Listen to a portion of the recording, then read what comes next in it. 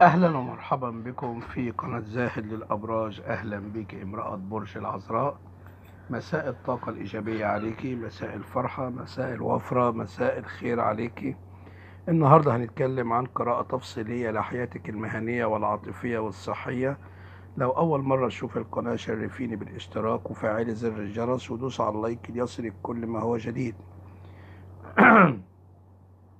امرأة برج العذراء، الحلو جاي وإن شاء الله هتكوني في قمة السعادة.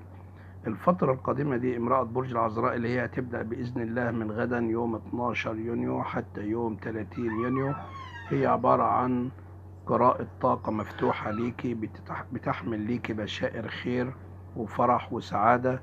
فعنديك قدوم خير وعنديك أشياء جميلة وأحداث سارة الفترة اللي جاية دي، لأن بيخبئ ليك الحظ مفاجأة على الصعيد العاطفي وأيضا على الصعيد المهني. فبيخبئ لك الحظ هذه الأشياء، فلا بد أنك تكوني تعرفي إزاي تستغلي الوقت وتستغل الظروف في تحسين أحوالك العاطفية وكمان المادية. امرأة برج العذراء بالفعل بيخبئ لك الحظ مفاجآت وأحداث سارة الفترة القادمة، وكمان عندك دعم كامل من الكواكب. طيب، بس في بعض النصائح الغالية لازم أحب أقولها لامرأة برج العذراء علشان تعرف تعيش حياة الاستقرار والهدوء العاطفي. زي إيه؟ زي إيه؟ أول شيء يا امرأة برج العذراء، خلي بالك مع التأني السلامة. مع التأني السلامة يعني إيه؟ ما تسرعيش في أخذ أي قرار، سواء في حياتك العاطفية أو في حياتك المهنية وانت تكوني عصبية. فمع التأني السلامة، خلي بالك تمسكي بالصبر والهدوء وبلاش التسرع في الحكم على أي شيء. دايما اعطي نفسك فرصة للتفكير واعطي نفسك فرصة انك تنتظري قبل ما تتسرعي في أي قرار. كمان امرأة برج العذراء، شيء مهم آخر وهو انك دايما تخليكي تقضي حوايجك بالكتمان.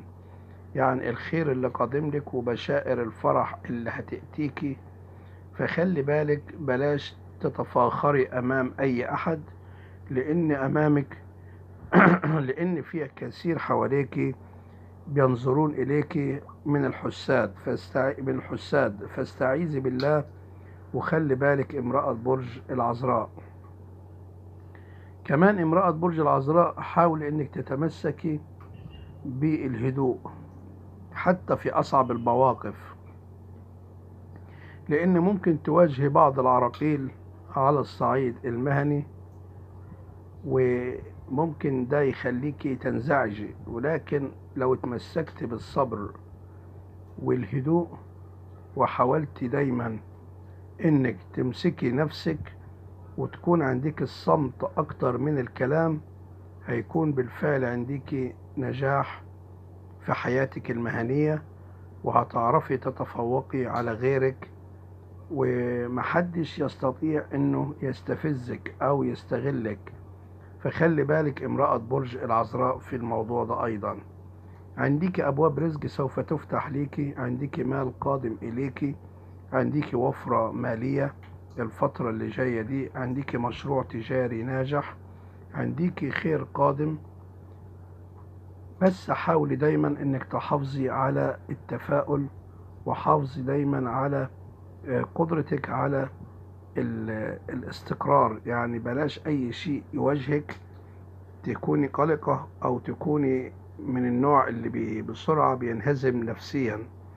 خلي بالك امرأة برج العذراء، حاولي انك دايما تواجهي الحياة بقلب من حديد. كمان امرأة برج العذراء، الفترة القادمة دي هيكون عندك استقرار عاطفي ملحوظ وفي تقدم عاطفي في حياتك. فإذا كنت خالية بدون زواج، فأمامك حب جديد يطرق أبواب قلبك، فلا تترددي. وكمان عنديكي الفترة اللي جاية دي في رجوع للمنفصلين بنسبة عالية. وكمان بالنسبة للمتزوجين هيكون عندكم إنهاء لبعض الخلافات أو إنهاء لبعض العراقيل، وهيعيش كل منكم معتمدا على الآخر، وإيجاد مساحة مشتركة للتفاهم بينكم. فأمامكم سفر، أمامكم فسحة، أمامكم خروج للراحة للنزهة أو للسياحة. فعندكم فترات جميلة امرأة برج العذراء الفترة القادمة دي. عندك صعود مالي، عندك صعود عاطفي، كمان صحيا عندك طاقة استشفاء من بعض التعب زي التعطيل، أو من حاسة بكسل، بتراخي، بإهمال. لا، هيكون عندك العكس بإذن الله. هتكون متحمسة، هتكون عندك إرادة، هتكون عندك قدرة على النجاح. فهي فترة جميلة بالنسبة لامرأة برج العذراء، وبالفعل الحلو جاي ليكي امرأة برج العذراء. طبعا لو أول مرة تشوف القناة شرفيني بالاشتراك، وإلى اللقاء.